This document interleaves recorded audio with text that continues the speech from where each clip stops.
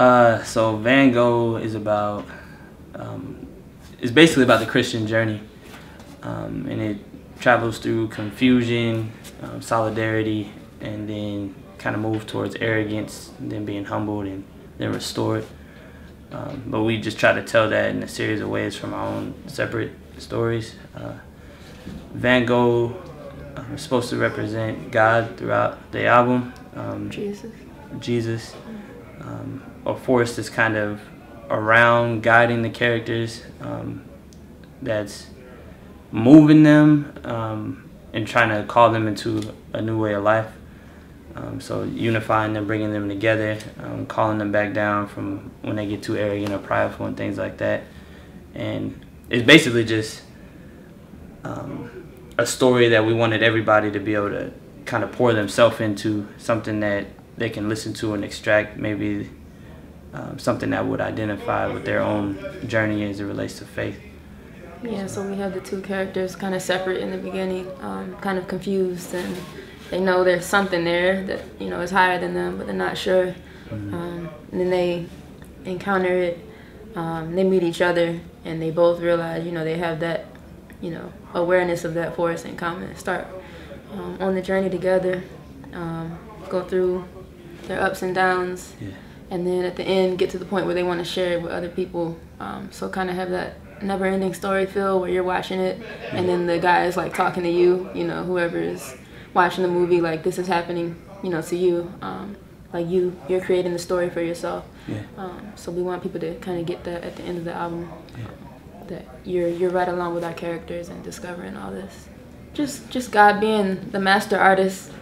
We're really big on creating art, you know, more so than just sounds and music itself, just creating a piece of art. But God is the original creator, the original artist of everything. So and Darren came up with the title Van Gogh. Yeah, so that, and also what you see is the story is not necessarily like a straight line.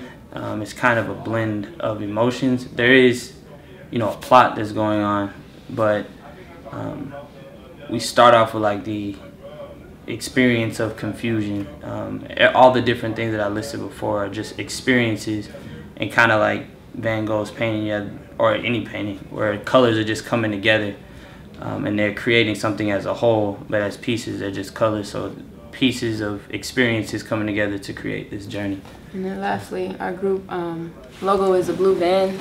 So kind of the story of our characters coming together and meeting each other, and being sent on this journey. It's kind of like a representation of God telling us, you know, to become a group and go, you know, start making stuff, start creating stuff.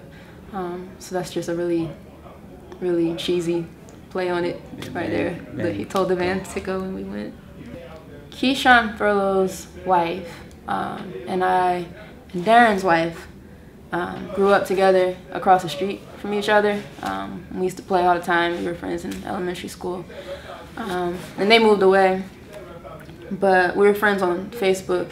And I was posting music and stuff on my Facebook at that time, but I guess she never heard it. But I put whatever up and I sent it into Rapzilla. And you guys posted it. And then she saw it on Rapzilla's page, and then she showed it to Keyshawn. And then Keyshawn showed it to Darren, and then Darren wrote me, asked if he could mix my music, because my mixing wasn't so good. So I said yeah, so he started listening to it. And then he asked about a group he was thinking about forming, if I wanted to be a part of it. Just like a collective at that point. It wasn't really like a group, but you can take it. Oh, so yeah. My wife's a twin. Her sister is married to Keyshawn. So, like she said, they grew up together and things like that. I heard Sade's music. I was like, she's a legend. She's the greatest artist I've ever heard in my life. And at the time, I was just trying to help mix and things like that, like she said. But I was showing my music to a lady who was giving me advice. She's in like the CCM industry.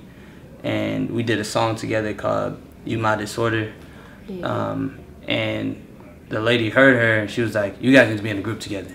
And she was like, "Have you asked her that already?" I was like, "No." She's like, "You need to do that." I was like, "Okay." And then that's what it turned out to be. I think we're storytellers. That's part of the thing that I gravitate to anime for the most, is the philosophical meanings behind, you know, these cartoons. Like most people, I remember showing my dad Dragon Ball Z once, and he was like, "Darren, all they do is fight." And I was like, "Dang, that's true." And it changed my life, because Dragon Ball Z has no like deeper meaning to it. But then you get to these other cartoons and they're talking about life, and some of them even religion, or just journeys. So I think we connect on that. She brings up Narnia and things like that, but most of it is larger stories, and stories that actually communicate something. So a lot of our stuff is, I would say, more implicit, or you have to listen to the whole thing in order to get the meat of what we're saying. It's not just like 16 hook, and everything's gonna be in the hook and you're gonna know everything we're talking about. It's a larger story that we're painting, and I think we connect on that aspect, because we both love Disney. At least I love Disney. You like Disney? I like Disney. Yeah, we both love Disney, and you know, DreamWorks and stuff like that. So it's more of the stories behind things. Maybe not anime as much, even though, you know.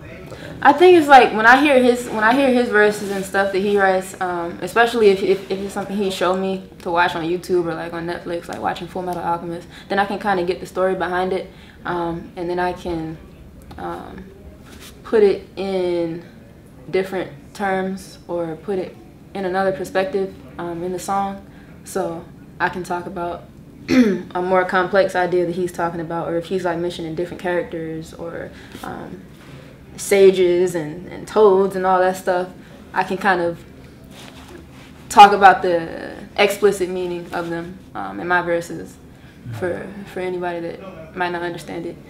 But then for people that do understand it, they're just like, "Yo, that was the dopest like Naruto reference I've ever heard." So I think that's how it works. Yeah, but I think we're gonna branch out more into different types of inspiration eventually, like movies, different books, different TV shows, musicals, like you said, Disney. And, yeah. There is an album concept in progress that has not fully materialized yet, but it will be our next focus, and it's called Good Shepherd, Black Sheep. It's gonna be my project. I mean, we're gonna be putting out group albums, and then we're gonna be putting out individual character albums.